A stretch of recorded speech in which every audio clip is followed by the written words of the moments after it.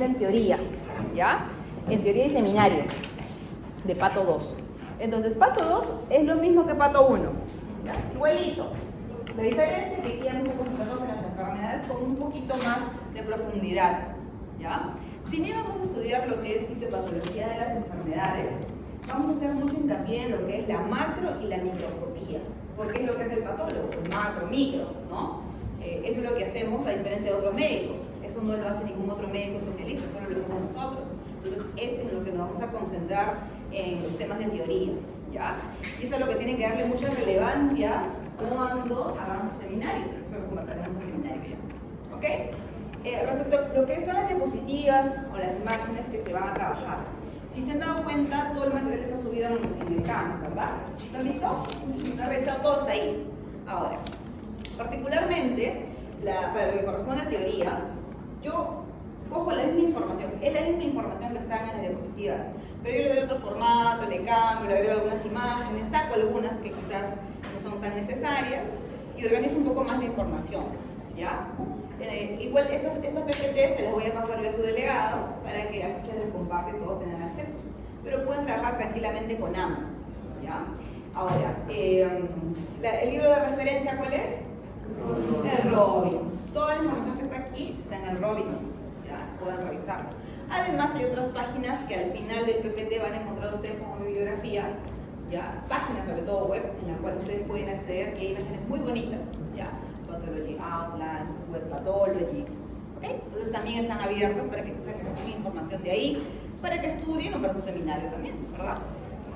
Ahora, la teoría, si bien nosotros tenemos 3 horas pedagógicas planificadas para teoría, generalmente, casi nunca, se utilizan las 3 horas, porque si no, imagínense, pues, nos queremos dormidos todos, ¿no? Y luego todavía nos toca seminario. Entonces, generalmente las teorías tienen una duración de 1 hora y media, porque vamos de forma pausada. A lo mucho 2 horas cuando son teorías muy extensas o muy largas, ¿ya? Y de manera de que apenas acabamos la teoría, hacemos un break y luego empalmamos con el seminario. De manera que con ustedes no nos movemos, nos quedamos aquí en este salón, así que no hay problema, nos quedamos de largo hasta que acabemos, ¿ya? Ahora, en teoría solo tenemos 2 evaluaciones, que son la de la semana 8, parcial y final. Y hasta donde sé, el final no es cancelatorio, o sea, todas las 16 clases van a venir en el examen final, ¿ya? Así que atentos, vayan estudiando poco a poco. El día de hoy nos corresponde dar el examen diagnóstico, ¿ya? Nos corresponde darlo hoy día. Que si es un examen que se califica, esa calificación no forma parte de sus notas, ¿no? No forma parte, ¿ya? Así que denlo con calma, ¿ya? Si sacan 0, no hay problema, no, o sea, se va a subir, la van a ver, pero no es sumatoria de todas las demás notas, ¿ya? ¿Alguna pregunta? Dudas, consultas las podemos hacer durante la clase. Levantan la mano y vamos parando porque tenemos tiempo. Ahora, para el examen, ¿qué cosas va a venir en el examen? Se lo digo directamente. Toda la información que se converse durante la clase es susceptible de venir o ser calificada o tomada en el examen, se preguntaba. Cualquier información que se haya conversado en clase. Entonces, pero si en el libro está, pero usted no lo habló, ¿va a venir? Yo les digo directamente que no va a venir. Si está en el libro, porque si queremos desarrollar todo el libro nos demoraríamos ¿cuánto? Porque es un montón, ¿verdad? Entonces, ¿qué es lo que tienen que hacer entonces ustedes para estudiar? Revisan las imágenes que tienen, las diapositivas, van estudiando de ahí, van repasando con su libro, ampliando la información para que todo se les quede mucho más claro. ¿Tienen dudas? Busquen en el web patólogo, ahí así van ingresando y van estudiando, ¿ya? Pero si no se conversa aquí, no vienen el examen, ¿ya? Porque de repente no, que yo sí lo leí, tú no lo leíste, yo lo leí en tal lugar, lo que se ha conversado, lo que se trata de calificar. Además, nos han dado la directriz de que el examen, en ningún momento se le va a preguntar a ustedes, ¿qué es el enfisema? No va a haber ninguna pregunta teórica de esa forma, ya no va a haber. Todos son casos clínicos de manera que ustedes puedan aplicar lo que estamos conversando ahora, ¿ya? Eso en primer lugar. Y otro que la mayoría de preguntas del examen son preguntas abiertas, es decir, son para responder. ¿Ya? Entonces, atentos, la idea no es que se sepan todo de memoria, entonces ustedes puedan aplicar esa información. Y lo vamos a ir haciendo poco a poco. Vamos a ir leyendo qué cosa hay aquí, vamos aplicándolo en casos clínicos, y así vamos conversando. ¿Ya? para el inicio, lo que es, se supone que ustedes se acuerdan de, sobre todo, histología, ¿verdad? ¿Recuerdan histología de pulmón? ¿Sí? Más o menos. Entonces, eso es lo que vamos a concentrar. Son 2 semanas de clase, vamos a empezar con lo que es patología respiratoria, son 2 semanas. Esta y la próxima semana, 2 semanas de patología respiratoria. ¿Ya? Empezamos entonces. Así se va a desarrollar esas 2 primeras semanas. Enfermedades obstructivas, restrictivas, patología de origen vascular, infecciones, neoplasias y finalmente pleuro. ¿Ya? Hoy vamos a hacer la mitad hasta patología de origen vascular. ¿Alguna pregunta, chicos, antes de empezar? Otra cosa más, lo ideal es que siempre traten de, bueno, ahora veo que todos han llegado temprano, así que esto está bien, ¿no? La idea es que todos lleguen antes de que empecemos la clase. Estamos dando bastante tiempo para que todos lleguen y nadie nos interrumpa entrando, ¿ya? Miren, estamos empezando casi 11:30. Y usualmente empezaremos, la clase se supone que empieza a 11:10, estaremos empezando 11:20, más o menos 11:25, ya con toda la lista, ¿ya? Entonces tienen tiempo suficiente para apurarse y llegar, ¿ok? Muy bien. Entonces, empezamos con lo que es, sobre todo, más que anatomía, lo que es histología del aparato respiratorio, ¿ya? Vemos acá el bronquio, que son las vías respiratorias, y el bronquiolo. ¿Cuál es la diferencia entre bronquio y bronquiolo histológica? El cartílago, ¿no? Miren, acá esas áreas verdecitas son cartílagos, por lo tanto, el bronquio tiene cartílago, el bronquiolo no tiene cartílago. Ahora, cuando hablamos de bronquiolo, este es el que nos va a conducir a la parte distal o final de la vía respiratoria, que corresponde al acino pulmonar. El acino pulmonar es el área funcional, es donde se lleva a cabo la función más importante del pulmón, que es justamente la hematosis. Este acino pulmonar está conformado por 2 estructuras: el bronquiolo respiratorio y los sacos alveolares o alvéolos. Por lo tanto, cuando yo digo acino pulmonar, me estoy refiriendo a estas 2 estructuras, tanto a bronquiolo respiratorio y a alvéolos. ¿Ok? Esto respecto a lo que es estructura. Vamos a la microscopía ya más importante. Esto tenemos acá, tenemos a la zona, a la región de la pared alveolar donde se lleva a cabo la hematosis. ¿Qué célula es esta? Es un eritrocito, es un glóbulo rojo. Por lo tanto, estamos dentro de un capilar, ahí está. Entonces, la barrera a través de la cual se lleva a cabo la hematosis está conformada por ¿quién? Por una célula endotelial, el tejido colágeno propio de la membrana basal, y hacia el espacio alveolar que tengo neumocitos tipo 1 y tipo 2. Los tipo 1 que son los que recubren prácticamente toda la superficie alveolar, y los neumocitos tipo 2 que tienen como función surfactante, producciones surfactantes, ¿no? ¿Qué otra célula puedo encontrar yo en el espacio alveolar? En el espacio, ya no en la pared, ¿no? En el espacio alveolar, que es habitual ahí. Los macrófagos alveolares. Los macrófagos alveolares usualmente están en el espacio alveolar. O sea, ahí están, es su zona de... No, que no nos extraña encontrarlos en una lámina microscópica. Ok, pues si se han dado cuenta, las 2 primeras partes de la clase habla de patología obstructiva y restrictiva. Pero obstructiva y restrictiva de respecto a qué? Respecto a esto. ¿Han visto qué es esto? ¿Cuál? ¿Cuál? ¿Para qué? ¿Qué? ¿Cómo evalúo yo los volúmenes pulmonares? Con la espirometría, ¿verdad? ¿Han visto cómo se hace la espirometría? Ponen un tubito y te hacen soplar, ¿no? Inspira, expira, tanto. Así se detecta o se definen finalmente cuáles son los volúmenes pulmonares de una persona. ¿Por qué le hacemos hincapié a esto? Porque cuando yo hablo de obstrucción o hablo de restricción, me estoy refiriendo a obstrucción en algunos parámetros de la espirometría, ¿verdad? Entonces, ¿qué es más frecuente? ¿Las enfermedades obstructivas o restrictivas? Obstructivas, ¿sí? Claro que sí, de lejos, yo tengo pacientes con enfermedad o neuropatía pulmonar difusa, las obstructivas son de lejos, ahora que vamos a desarrollar se van a dar cuenta que son de lejos las más frecuentes.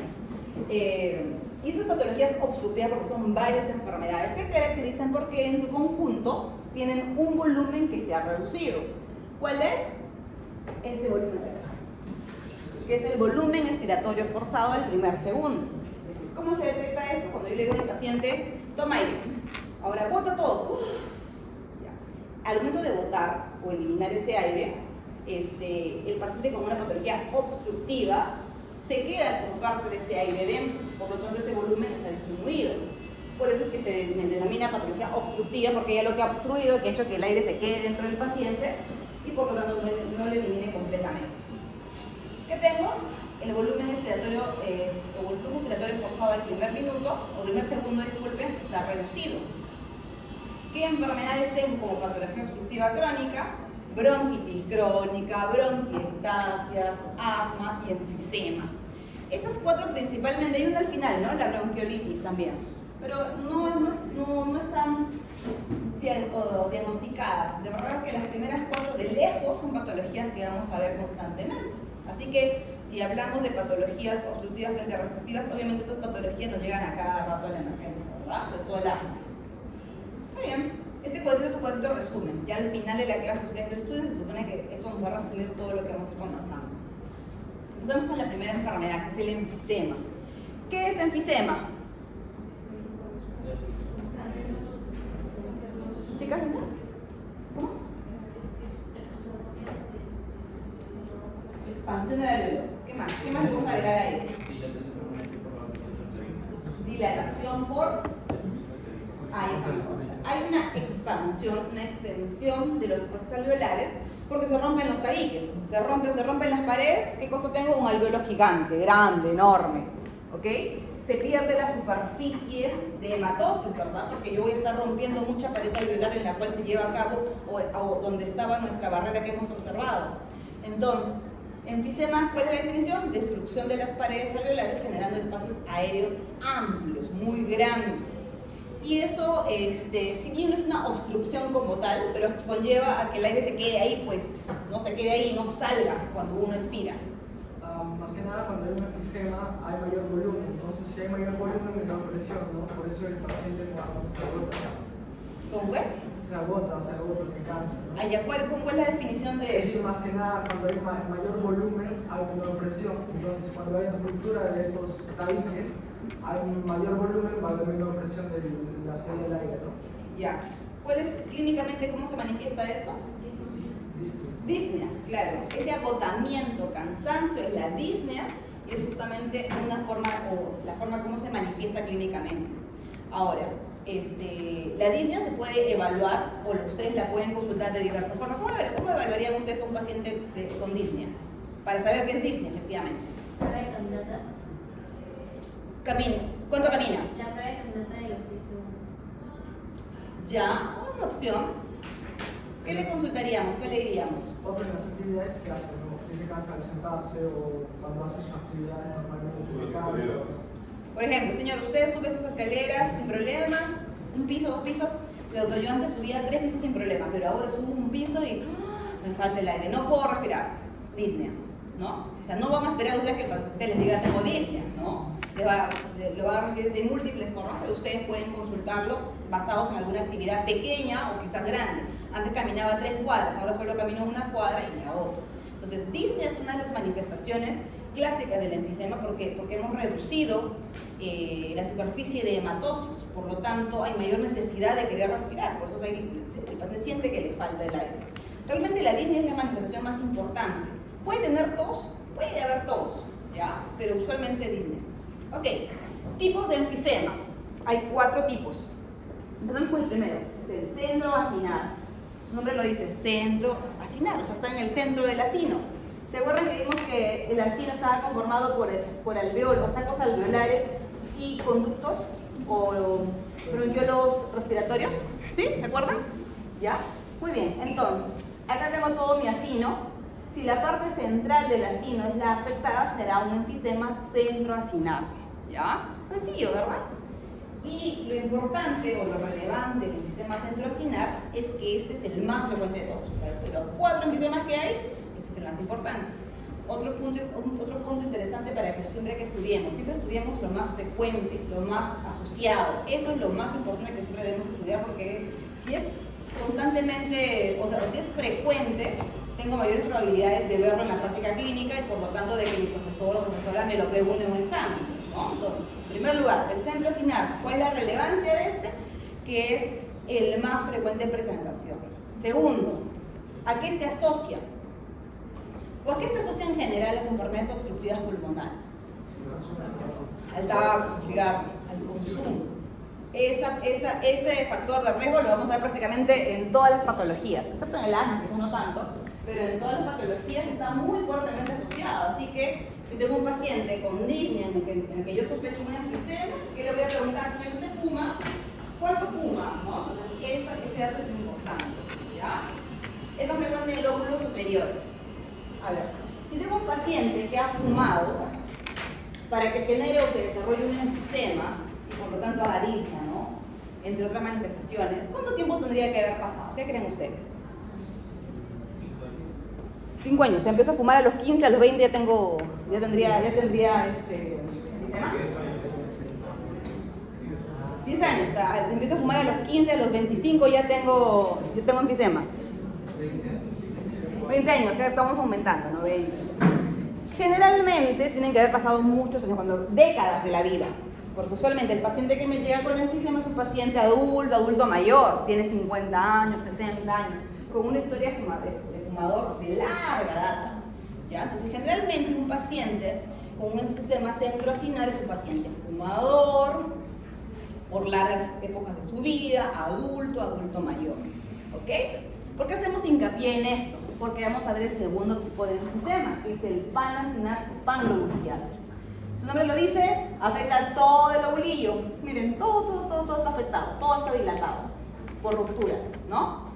Este enfisema panacinar y panlobulillar ahora se afecta a nivel de lóbulos inferiores y está asociado al déficit de alfa-1 antitrypsina. ¿Cuál es la función de esta enzima?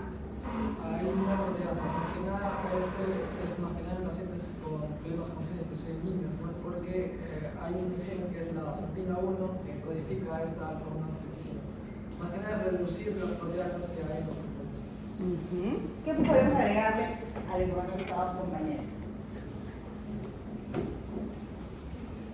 Entonces, ya sabemos, lo tenemos claro, que la alfa-1 antitrypsina tiene como función disminuir la cantidad de las proteasas, ¿verdad? Que todos lo sabemos. ¿Y qué hacen las proteasas? ¿Daño dónde?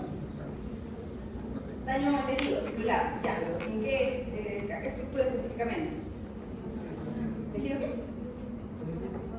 Tejido conectivo, elastina, ¿no? O sea, ¿qué soporte, pues? La elastina es parte del soporte, el tejido conectivo del soporte, de la pared, de todo eso.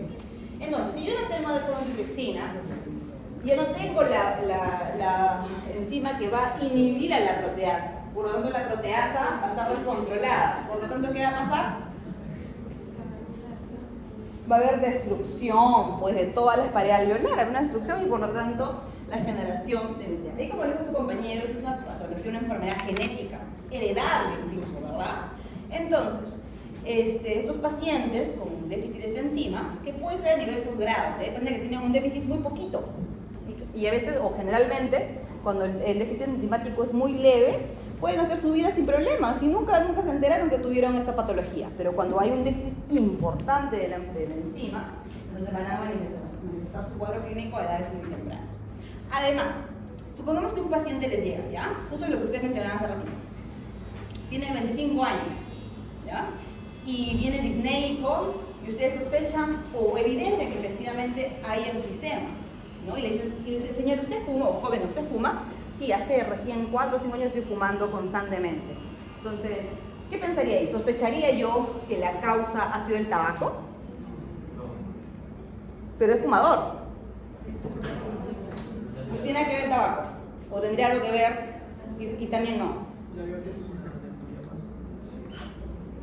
En estos casos, muchachos, cuando tengo un paciente en el cual la enfermedad se ha desarrollado rápidamente y tengo, si bien el antecedente de ser fumador, tengo que sospechar yo de fondo este déficit. ¿Por qué? Porque el paciente que tiene un déficit leve, si nunca se expone al tabaco, pues la enfermedad probablemente nunca se desarrolle. Pero si este paciente con déficit de alfa-1 antitrypsina es expuesto al factor de riesgo más importante que es el tabaco, va a desarrollar la enfermedad rápidamente, a pesar de que tenga un déficit muy leve. Por lo tanto, tengo un paciente de 25 años con el diagnóstico de enfisema, ¿qué cosa tengo que hacer? Señor, usted tiene antecedente en la familia de esto, probablemente no lo tenga, entonces ya tendrán que ustedes definir si existe o no el déficit, en qué porcentaje, ¿no? ¿Cómo se hace eso? Con dosaje de la enzima en sangre, ¿no? Entonces es importante ese dato. Cuando tengo un paciente enfisematoso, tengo que definir la edad. Si es adulto mayor, pues le echaré la culpa solamente al tabaco. Pero si es joven, entonces ahí puedo plantear yo que además del tabaco hay alguna enfermedad genética de fondo. ¿Ok? ¿Alguien tiene un plumón de pizarra, muchachos? ¿De casualidad? Por favor, me he olvidado mi cartuchera de plumones. ¿Alguien más tiene un plumón de pizarra? Sí, préstame, por favor. Porque vamos a hablar de otro enfisema. ¿Qué es el enfisema? Gracias. Acinar distal o paraseptal. Miren, chicos, este enfisema que dice es distal. Ya no está en el centro, ni agarra todo el oculista, está en la parte más distal, más extrema. Y cuando estos acinos que se afectan en el sector distal están cercanos a... ¿Cómo se llama la estructura que recubre el pulmón? Exactamente. ¿Ya? Entonces, si yo tengo acá la cubierta de la pleura visceral, ya no la parietal, la visceral, que es esa que recubre bonito toda la superficie.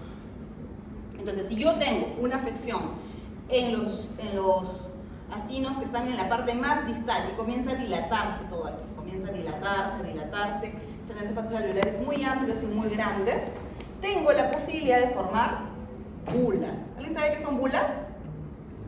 ¿Han escuchado de las bulas? Las bulas son especies de globos, ¿ya? Llenos de aire que están ahí en el pulmón. Entonces, cuando yo tengo es un enfisema con afección acinar distal, y esto es una patología importante, que comienza a sumarse, tengo la posibilidad de desarrollar finalmente estas bulas, estos globos, porque se juntan demasiado, pónganse, ¿no? Y tengo ya una estructura que mide 2 centímetros, 3 centímetros, y está adherida a la pleura. ¿Cuál es el problema de tener bulas pulmonares? El problema es que una de estas se rompe. Si se rompe, puede generar un neumotórax. ¿Qué es un neumotórax?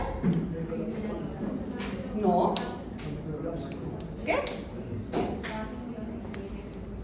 Aire en el espacio pleural. Es decir, claro, porque esta bula está llena de aire.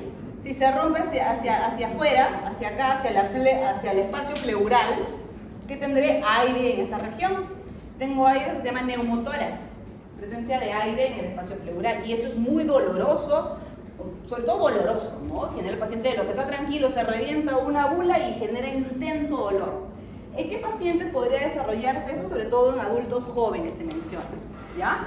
Entonces, esta patología, ¿no? Los enfisemas localizados a nivel acinar distal pueden desarrollar bulas, y esas bulas al romperse pueden generar neumotórax espontáneos, y eso ser muy doloroso. Imagina que el paciente está tranquilo, caminando, y de un momento a otro siente un dolor muy intenso a nivel costal, ¿no? A nivel torácico, ¿ya?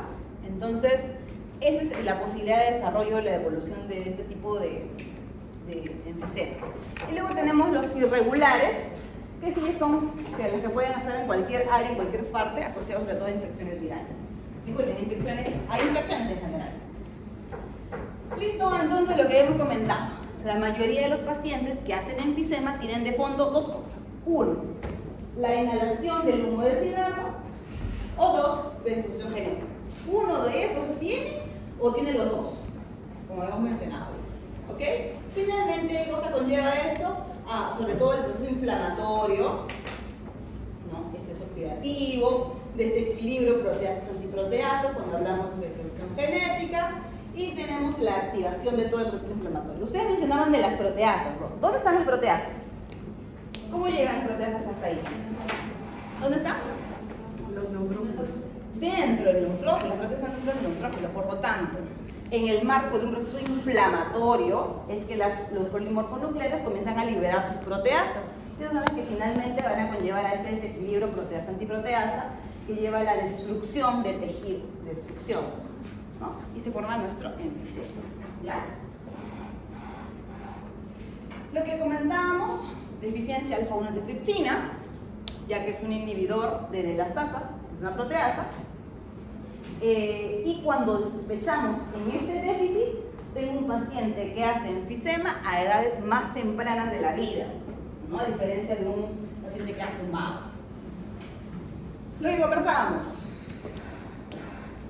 El enfisema, ¿cómo se observa? Miren, como espacios aéreos amplios, no esos muchachos, ¿ya? Porque estos de aquí son todavía vías aéreas más grandes, bronquiolas. Me refiero a estos espacios de aquí.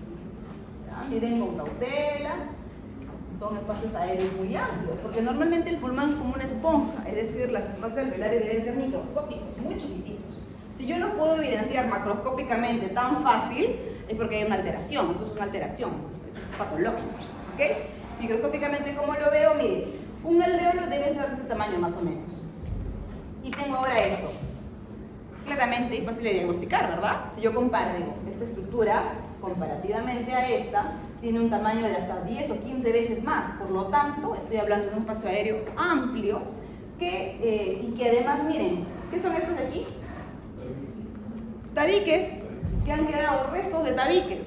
Hay restos de tabiques en la luz. Entonces digo, ok, hay un espacio aéreo amplio, grande, con restos de tabiques rotos, enfisema. Ahí no hay duda en el diagnóstico, ¿verdad? Muy bien. Siguiente patología, bronquitis crónica. Entonces, para el diagnóstico de enfisema, ¿cómo es que hago finalmente el diagnóstico de enfisema? ¿Cómo lo hago? De enfisema, específicamente. ¿Cómo lo hemos hecho? ¿Cuál es la definición? Por lo tanto, ¿cómo haría yo el diagnóstico? Histopatológicamente, exacto, por microscopía. Entonces, el enfisema, la única forma de diagnosticarlo es con microscopía. Tengo que ver el alveolo porque efectivamente está roto, porque la definición es esa. Yo no voy a, o sea, si esa es la definición, no voy a poder diagnosticarlo de otra forma, ¿verdad? Tengo que diagnosticarlo de esa forma. Bien. Entonces, si bien la evaluación macromicroscópica es la que me permite a mí diagnosticar enfisema, en el caso de bronquitis crónica, no. Bronquitis crónica se diagnostica de forma clínica. ¿Cómo? Yo le preguntaría a mi paciente, señor, ¿cuál es la manifestación más frecuente de la bronquitis crónica? La tos. Entonces, señor, usted tiene tos, ¿ya? ¿Cuánto tiempo lleva tosiendo? Y les va a decir, tengo una tos muy productiva por más o menos unos 4 meses desde hace 3 años. ¿Cumple la definición? Sí. ¿Cuál es la definición? Tos productiva persistente por 3 meses por 2 años consecutivos. Entonces, yo tengo esa definición, en ese marco de la definición, yo pregunto a mi paciente, ¿cuánto tiempo lleva tosiendo? Le voy a decir medio año. ¿Y hace cuánto tiempo ya? Ya como 2 o 3 años. Cumple la definición. Por lo tanto, podré yo diagnosticar bronquitis crónica. ¿Ya? Entonces, para bronquitis, diagnóstico clínico. Le pregunto el cuadro clínico al paciente. ¿Principal causa de bronquitis? Fumar, pues fumar. Fumar es la principal causa. Así como el enfisema, la principal causa de enfisema era fumar, la principal causa de bronquitis crónica es también fumar. Y esto se puede ver incrementado o exacerbado aún más cuando vivo en una ciudad altamente contaminada como Lima, ¿no? Muy bien. Hay algunas formas especiales de bronquitis porque algunas pueden asociarse a broncoespasmo, como que un asma, u otras asociarse a enfisema, ¿ya? Que no nos parezca extraño que un paciente llegue simultáneamente con enfisema y bronquitis, ¿sí o no? ¿No puede llegar así? Claro, si la causa es la misma, entonces fácilmente va a llegar mi paciente, tanto con bronquitis como con enfisema, en forma simultánea. Acá lo que mencionábamos, enfisema diagnóstico morfológico, macromicroscopía, bronquitis crónica diagnóstico clínico. Por lo tanto, en el examen o cuando le da alguna pregunta, ustedes deben estar atentos. ¿Cumple con la definición de enfisema? Sí. ¿Cumple con la definición de bronquitis? Sí. A partir de eso ustedes podrán hacer su diagnóstico. ¿Dónde estaba el problema en el enfisema? En el acino, ¿verdad? En cambio, en la bronquitis, ¿dónde está? En las vías aéreas, bronquio, bronquiolos, ahí está. ¿Se dan cuenta que la localización es diferente? Entonces miren el cigarro, ¿no? Daña desde la parte más distal del pulmón hasta la parte más de vía aérea más grande. Todo lo daña. Usualmente coexisten porque tienen el mismo desencadenante. ¿Y cómo se llama la sumatoria de ambas enfermedades? EPOC. El famoso EPOC es otra cosa que la suma de ambas patologías, ¿verdad? Enfermedad pulmonar obstructiva crónica. Y este cuadrito es el que mejor me resume porque me dice bronquitis, enfisema, que tengo una intersección entre ambas enfermedades. Por lo tanto, es fácilmente que ustedes encuentren en pacientes la coexistencia de ambas. Si bien en el libro seguramente van a ustedes revisar que clínicamente a veces tu paciente en el que predomina el enfisema tiene un cuadro clínico muy característico, ¿no? ¿Cuál es?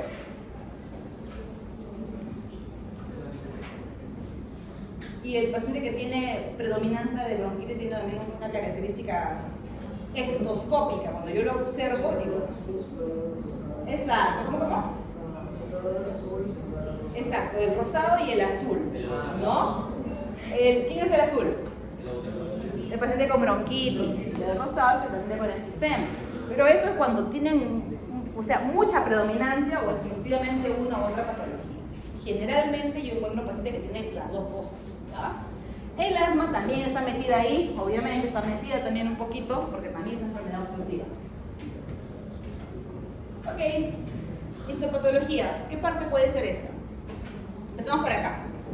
¿Qué es esto? ¿Qué es esto? No, pues lo que estoy señalando, ¿qué parte es? Bueno, mucosa, ¿alguien dijo creo? Si dijeron mucosa es correcto. Esta es la mucosa, es el epitelio que recubre las vías respiratorias más grandes, ¿no? ¿Qué epitelio es? Pseudo-certificado, cilíndrico, ciliado, ¿qué más?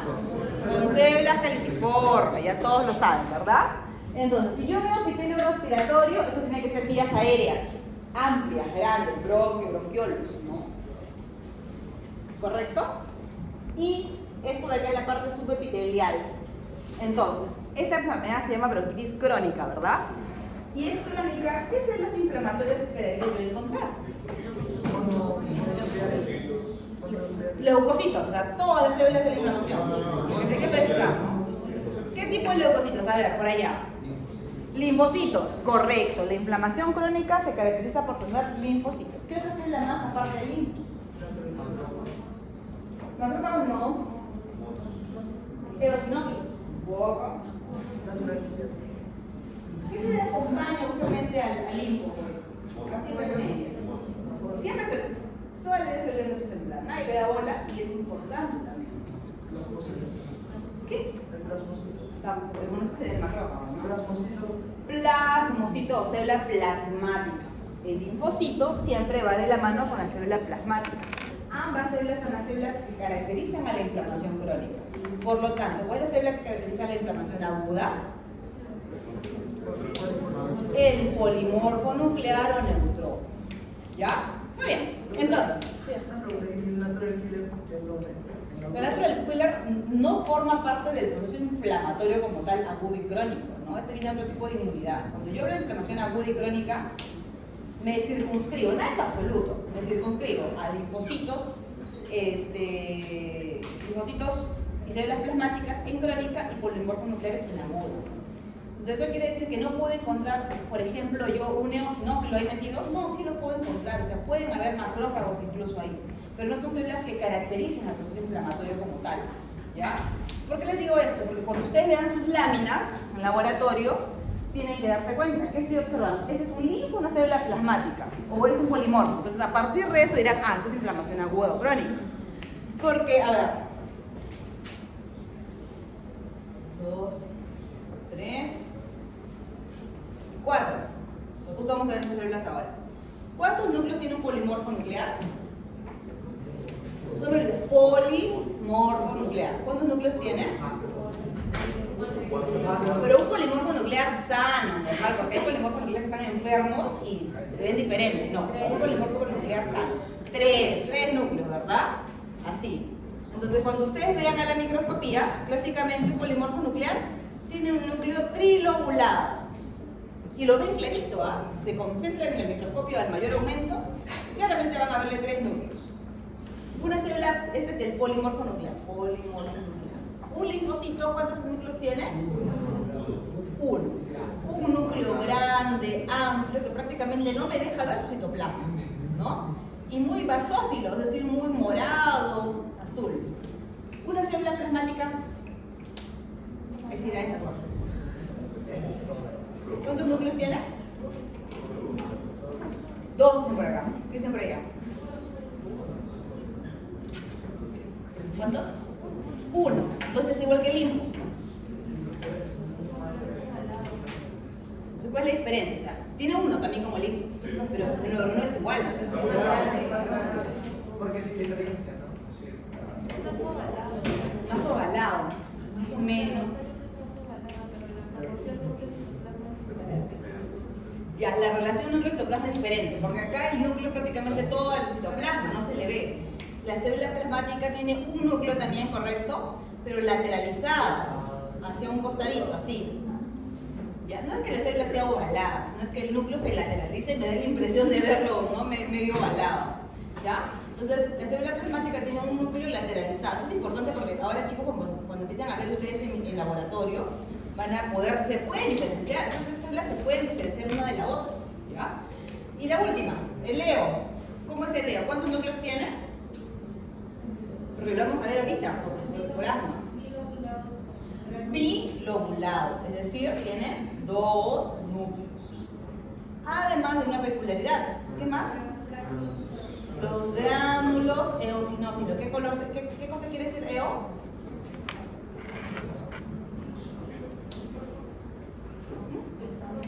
Rojo rosado, mejor. ¿Por qué? Porque eos viene de eosina, pues hematoxilina eosina. La eosina es rosada, más intensa, ¿verdad?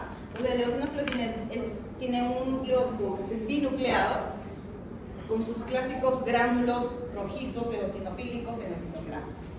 Aquí yo estoy viendo puro linfocito, porque se dan cuenta, son puros puntitos, ¿no? Negritos. Son puros linfocitos. Entonces, miren, hay un proceso inflamatorio subepitelial y también epitelial. Acá también linfocitos metidos.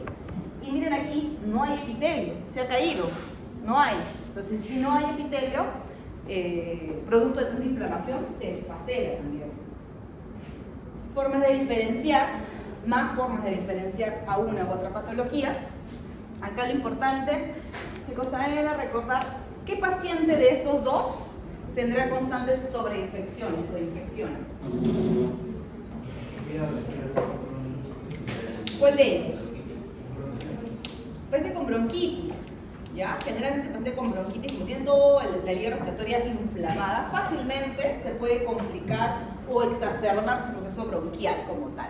¿Ya? El enfisema no suele tener ese curso usualmente.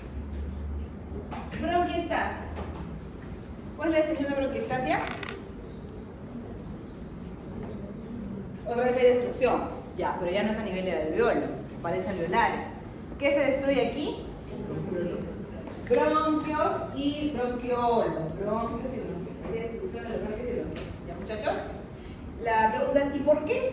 ¿Por qué se destruyen los bronquios y bronquiolos? ¿Cuál es la principal causa de bronquiectasias en nuestro país? Son muchas las causas, pero en nuestro país, cuando un paciente le diga, tengo el antecedente de bronquiectasia, doctor, ya. ¿Cuál es la siguiente pregunta que le debo hacer a mi paciente? ¿Cuál? ¿Qué dice? Está bien, creo, sí. TBC, señor. ¿Usted tuvo TBC? Sí, tuve TBC hace 5 años, no acabé mi tratamiento, un tratamiento incompleto, irregular, eso les van a decir. Entonces, el paciente con bronquiectasias tiene de fondo generalmente alguna patología, alguna enfermedad, algún antecedente, que en nuestro país el más importante es tuberculosis, porque una tuberculosis maltratada, ¿no? O de repente muy irregular, ¿ya? Otras causas de bronquiectasias, la fibrosis quística, la disquinesia ciliar primaria, el asma, la bronquitis así como tal, ¿ya? Pero la patología infecciosa en nuestro país es la más importante. Cuadro clínico, tos, otra vez tos. Entonces ven que la tos es muy inespecífica, ¿ya? Entonces cuando yo pregunto tos, tengo que dar más características, ¿no? Porque si hablo de bronquitis, digo, no, es una tos que es productiva por tanto tiempo, ¿no? Va asociada al tiempo. Aquí en bronquiectasia hay tos también, pero esta tos es muy productiva, muy purulenta. Como son espacios aéreos que se han generado amplios, grandes, fácilmente se puede reinfectar, sobreinfectar, meter una bacteria, otra bacteria, se genera mucha pus. Y en esas circunstancias, tiene mucha tos. ¿Qué es hemotitis? ¿Chicos? Todos con sangre o con rasgos de sangre. Entonces, esas zonas que se han roto, esas zonas destruidas, son muy susceptibles o fáciles de poder romper algún vasito. de manera que el paciente constantemente hace hemoptisis. ¿Ya? Entonces, bronquiectasis, tengo una tos otra vez, sí, es una tos purulenta, muy productiva, con hemoptisis y disnea otra vez, ¿no? Disnea otra vez es uno. ¿Ya? Entonces, yo puedo tener tos en todos lados, pero tengo que especificar características, ¿no? Más importantes de esta tos. Miremos en esta zona de aquí. Aquí está. Zona de bronquiectasia. ¿Por qué? Tengo espacios aéreos amplios, grandes, por destrucción de las vías aéreas, de los bronquios y bronquiolos, ¿no? Miren, como son grandes, enormes. Entonces, usted aquí fácilmente se va a comenzar a acumular la secreción mucosa, se puede sobreinfectar, por lo tanto el paciente tiene constante tos productiva, ¿no? Y más aún, comienza a sangrar, ¿qué tengo? Hemoptisis, ¿ya? Entonces, con todo eso, así tiene. Microscópicamente, ¿qué tengo? Este es un bronquio, pero no se le ve el epitelio respiratorio, ¿no? Ya no se ve nada, todo se ha caído. Y además hay mucho proceso inflamatorio adyacente. Entonces, un gran proceso inflamatorio con destrucción de la pared bronquial, ¿ya? Muy bien, preguntas hasta aquí, muchachos. Vamos con la siguiente patología que corresponde también a una enfermedad positiva.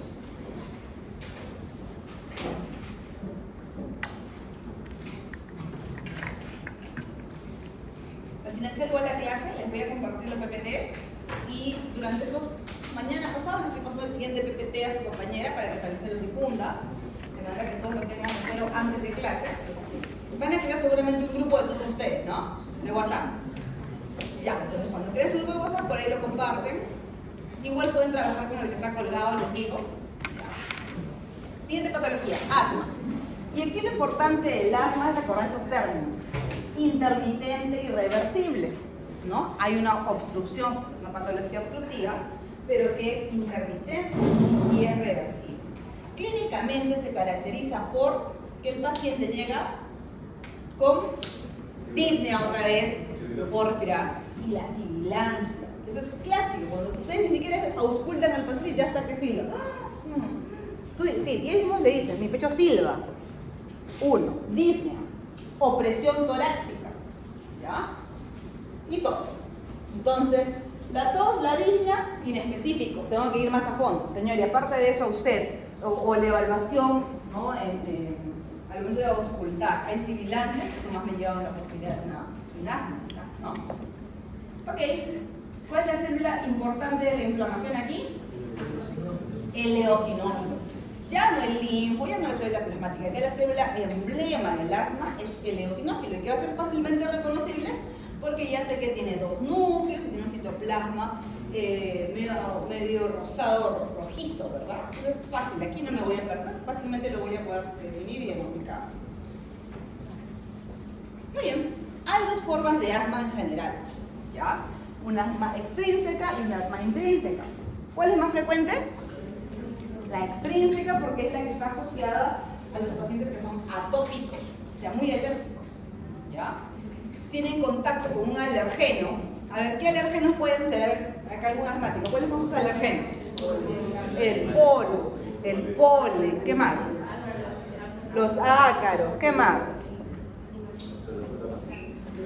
Algunos, el contacto con algún animal como el gato, el perro, la humedad, ya cada uno, o el consumo de algún alimento en especial, lo que ya uno sabe cuáles son sus alergenos. El contacto con cualquiera de estas, con cualquiera de estos alergenos va a desencadenar el proceso inflamatorio. Estos generalmente son antígenos ambientales, que están en el medio ambiente.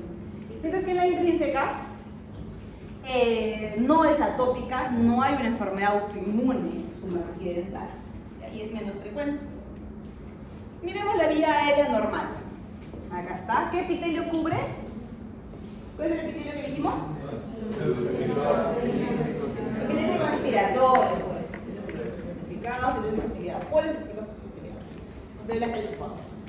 Miren, ahí está, qué bonito, el epitelio, la lámina propia por debajo. En la lámina propia encuentro algunos vasos sanguíneos chiquitos. ¿Ok? Miren acá, hay un linfocito y un polimorfo nuclear. Eso es lo habitual. Se pueden encontrar células inflamatorias ahí que vivan normalmente. Ahí están. ¿Listo?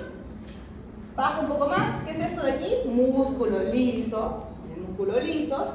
Y por debajo las glándulas submucosas. Y acá hay cartílago que me corrobora que es un bronquio. Listo. Ahí tengo el bronquio sin problemas, un bronquio sano. Vía aérea normal. Pero empieza el proceso inflamatorio que se desencadena a partir del contacto con un alergeno. En este caso la célula dendrítica inicia con la presentación de antígenos. Ya todos sabemos que el proceso inflamatorio asmático es de helper 2, linfocitos de helper 2, inducen la producción o el estímulo de que los linfocitos B comiencen y, bueno, modulando posteriormente una célula plasmática, producen anticuerpos IgE, los cuales activan ¿a quién? A los mastocitos, que inducen la activación también o la llegada, ¿no? La quimiotaxis de los eosinófilos, que es la célula característica, y están todos sus gránulos, miren, rojitos, medio rosaditos, ¿verdad? Y por lo tanto el inicio del proceso inflamatorio, ¿no? Acá hay un proceso inflamatorio constante, persistente, que si no se trata o si no se controla, va a condicionar que, miremos aquí arriba, de lo que la pared bronquial era así, ahora estará así. ¿Ya? Entonces, ¿cuáles son los cambios microscópicos del asma? Y ojo con esto, es importante, recordar porque estamos en microscopía. Primera característica, la membrana basal. ¿Qué pasó con la membrana basal? A ver, vamos a regresar a la anterior y vemos comparativamente, ¿ya? ¿Qué pasó? Engrosamiento. Primera característica de un paciente con asma que no ha sido tratada o controlada adecuadamente. Engrosamiento de la pared o de la membrana basal. Siguiente. ¿Se acuerdan que acá había muy pocas células inflamatorias? Ahora que tengo un importante componente inflamatorio a predominio de, ¿qué célula? Eosinófilos, ¿no? Cada uno de estos rosaditos de acá, miren, están binucleados, binucleados, ahí están, eosinófilos, ¿ok? Listo, entonces tengo un montón ahí de eosinófilos por acá, por acá. Listo. ¿Qué pasa con el músculo liso?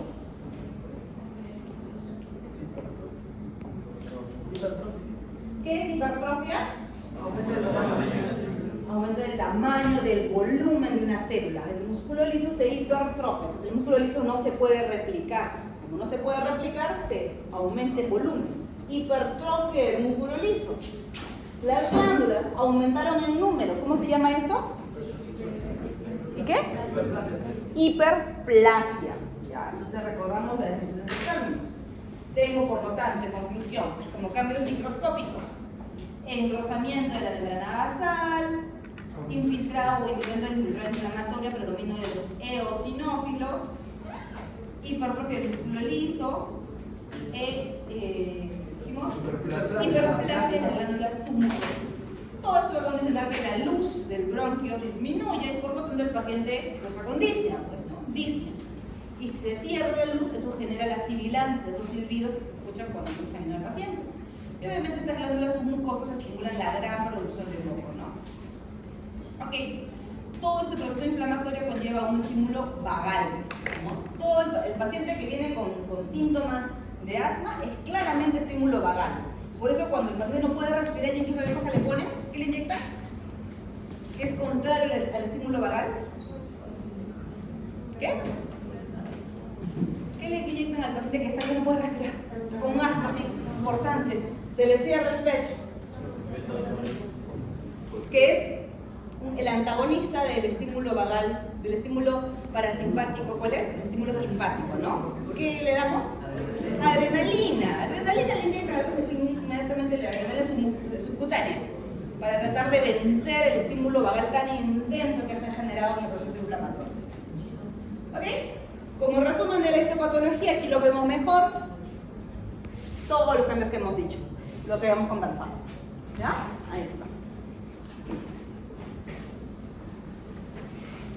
Miremos aquí, a ver si se puede acercar un poquito. No quiero acercar.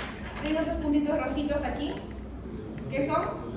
Los eosinófilos. Ahí está, una gran cantidad de eosinófilos. Y aquí está el epitelio respiratorio, que también es facelado también. Acá está, miren, aquí se ve mejor. ¿Ven la binucleación? Por ejemplo, aquí y aquí. ¿Ven los binucleados? Miren, aquí está aquí, por ejemplo. Está bonito. ¿Ven este de acá que está claramente binucleado? Cumple con lo que hemos dicho. El eosinófilo, una célula, ¿no?, con un núcleo binucleado, binucleado su núcleo, y su citoplasma rosadito rojizo, por los granulos que tiene. ¿Ok? Muy bien. Hasta ahí hemos acabado con patologías obstructivas. ¿Alguna pregunta?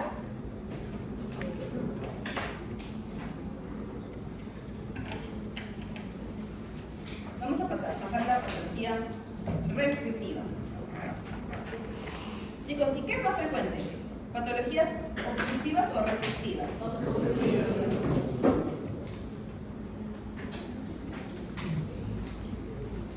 Correcto, de lejos, ¿verdad? Las patologías restrictivas son muy poco frecuentes. Prácticamente hoy en día no se ven. E incluso para darles diagnóstico, el diagnóstico es por descarte, ¿ya? Y su nombre lo dice, restricción. La característica que tienen en común es la reducción de la distensibilidad. O sea, el pulmón ya no se puede distender, se queda ahí, ¿no? Se restringe y se vuelve como una cicatriz, porque el proceso inflamatorio conlleva a gran cantidad de fibrosis. Eso es lo que conlleva. La radiografía de tórax, ¿qué cosa me dice? Que hay un vidrio deslustrado. ¿Alguien sabe qué es un vidrio deslustrado? Vidrio catedral. Ya nadie es un vidrio catedral, ¿no? Son muy jóvenes ustedes. O sea, cuando vemos la plaquita, y eso es que no sé por qué no se colocó la imagen. Cuando ustedes ven la radiografía de tórax de los pulmones, ¿cómo deberían ver? ¿Qué color?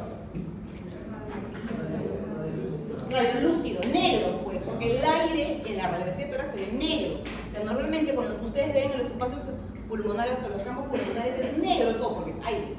¿Qué cosa va a pasar ahora cuando yo vea la radiografía de un paciente con una enfermedad restrictiva? Voy a observar como una enmarañada, como que se estuviera dibujando, ¿ya? Que nos hace recordar lo que era el vidrio catedral, googleenlo por ahí en su casa, ¿ya? Esa conformación que tiene como un panal de abejas, pero no claramente es un panal, porque ese término se utiliza para otra cosa, ¿ya? Entonces, ese enmarañado que va a haber, denominado un patrón, una infiltración difusa, con líneas irregulares, o vidrio deslustrado o vidrio catedral, es lo que se va a observar en la placa de tórax. Entonces, si una paciente le hacemos una radiografía de tórax y se observa unas líneas irregulares en los campos pulmonares, como vidrio esmerilado o deslustrado, que ustedes sospechen, esto puede ser fibrosis, podría ser, ¿no? Clínicamente, ¿qué tiene el paciente? Disnea otra vez. Entonces, miren, la disnea es muy inespecífica. Taquipnea, ¿qué es taquipnea? Aumento de la frecuencia respiratoria. ¿Cuánto es la frecuencia respiratoria normal? 20, ¿no? Usualmente el margen superior es hasta 20. Entonces yo en el examen no les voy a poner paciente con aumento de la frecuencia respiratoria, ¿no? Les pondré un paciente taquipneico o un paciente con una frecuencia respiratoria de 35, por ejemplo. Entonces usted ya rápidamente dice, no, está taquipneico. Allá lo que está pasando es que hay una patología pulmonar que puede estar originando eso, ¿no? Podría ser. Entonces, disnea, taquipnea, estertores, que son sonidos irregulares cuando ustedes evalúan. Cianosis, porque obviamente está con disnea, hay déficit oxigenatorio, ¿no? Y miren, cuando hablo de causas que pueden conllevar a una fibrosis pulmonar, a una enfermedad restrictiva, tengo todo. O sea, causas innumerables. El detalle es que cada una de las causas es poco frecuente, ¿ya? Es muy poco frecuente encontrarlas. Por lo tanto, ¿y cuál es la causa más frecuente entonces? De todas las menos frecuentes, ¿cuál es la causa más importante y más frecuente generadora de una patología restrictiva pulmonar, de fibrosis pulmonar? ¿Cuál? ¿Lo dijeron por acá? Por ahí ya lo dijeron, ¿no? Idiopática. Idiopática. La causa más frecuente de todas es aquella en la que no voy a lograr definir, ¿ya? Por lo tanto, cuando yo diagnostico, o cuando quiero colocarle este diagnóstico, quiero colocar fibrosis intersticial idiopática a mi paciente, tengo que haber descartado todas las causas, enfermedades autoinmunes, ¿no? Alguna de las patologías. Yo descarté todo, ok, va a quedar como idiopática, que es generalmente lo más frecuente. Etiología desconocida, varones mayores de 60 años, y yo he descartado las otras causas. Finalmente, si bien este paciente puede haber estado expuesto a diferentes contaminantes ambientales, desde el humo del cigarro, otra vez el humo del cigarro, entre otras contaminantes de repente asociados a la ocupación, lo que sea. Siempre hay un trasfondo genético importante, ¿verdad? Siempre hay un trastorno genético importante. Su asociación es la que va a generar la activación de los factores profibrogénicos. Y si activo estos factores profibrogénicos, ¿qué célula proliferaría? Fibroblasto. ¿Cómo fibroblasto? ¿Qué cosa produce el fibroblasto? Colágeno. Entonces, ¿qué tengo? Fibrosis.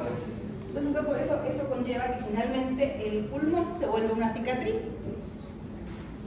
¿Tratamiento? No hay tratamiento para esto ya es terminal. Llega una fibrosis, ¿qué cosa queda? Trasplante pulmonar, cosa que es muy difícil, ¿verdad? De poder desarrollar. Muy bien. Hasta aquí hemos llegado con lo que son patologías obstructivas y restrictivas. Nos falta solamente esta última parte, que son la parte de patología vascular, embolia, y terminamos la clase por hoy. La próxima semana sí vamos a dar todo lo que es infecciosas, neoplástica, lo que es cáncer, ¿ya? El pulmón, y vamos a ver lo que es patología de pleumo. Para esta última parte, en primer lugar, ¿cuál es la definición? No, ¿cuál es la diferencia entre un émbolo y un trombo? A ver, el émbolo viaja, entonces el trombo no viaja.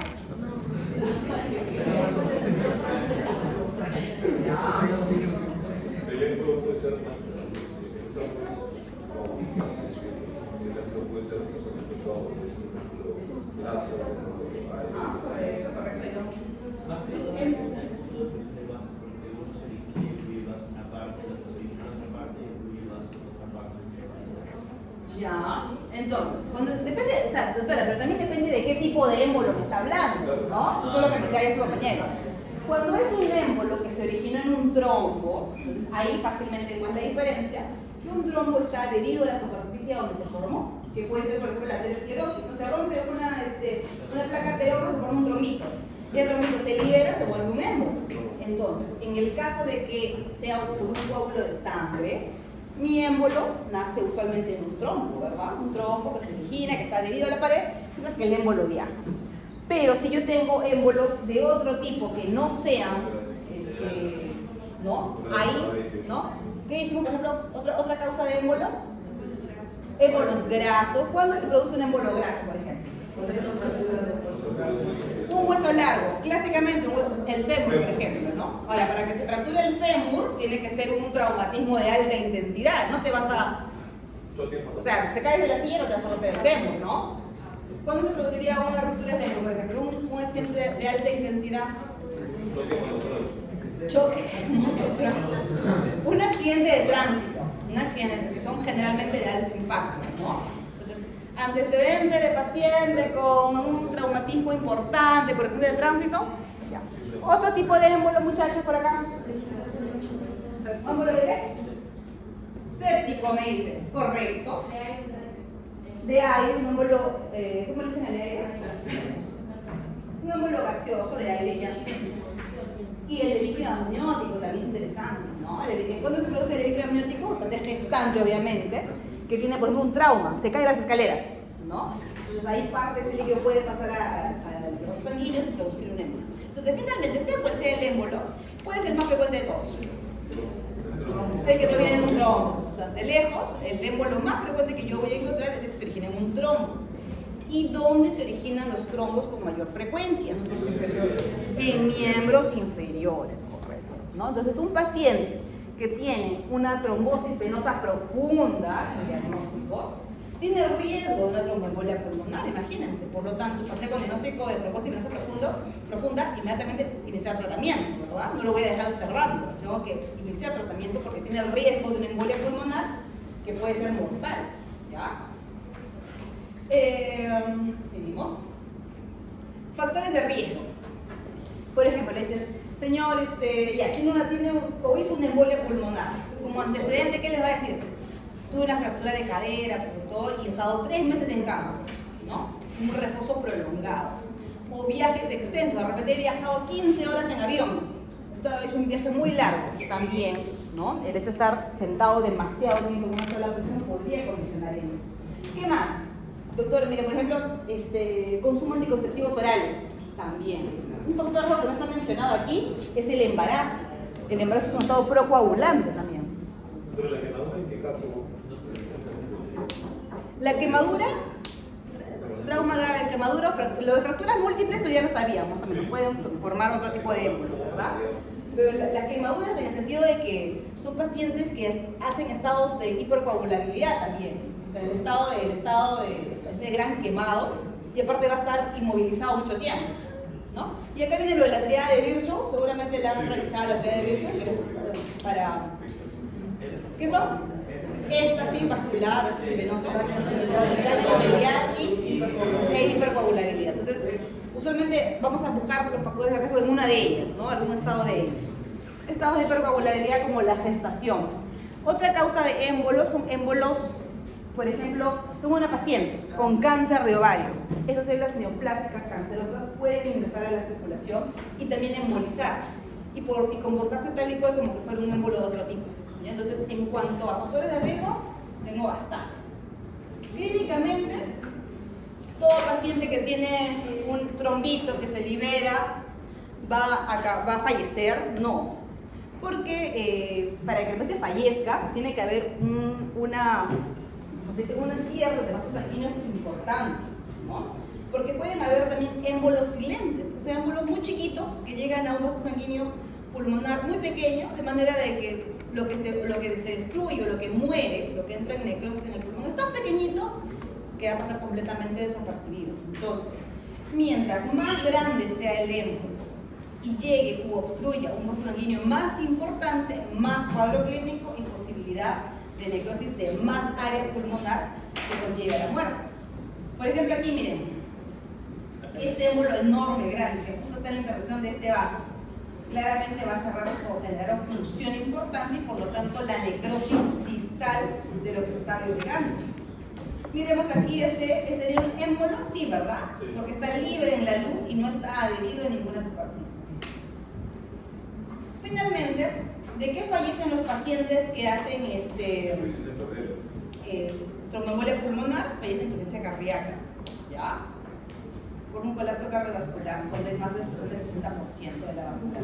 Miren esta zona de necrosis pulmonar, claramente aquí, de forma triangular, con la base hacia la parte distal, ¿no? Cambio de coloración, áreas negruzcas, que parece que el tejido está completamente muerto. Entonces, esto me lleva a que esta área está muerta. Por lo tanto, ¿qué cosa ha habido ahí? Necrosis, producto de una obstrucción de vasos sanguíneos. Muy bien, otros embolias dijimos que son no trombóticas, líquido amniótico, grasa, gaseosa, compuestos extraños. Muy bien, muchachos, eso es lo último de la clase del día de hoy. Nos vemos en la próxima clase. La clase del día de hoy supuestamente es más corta porque toca que den la diagnóstica, ¿verdad?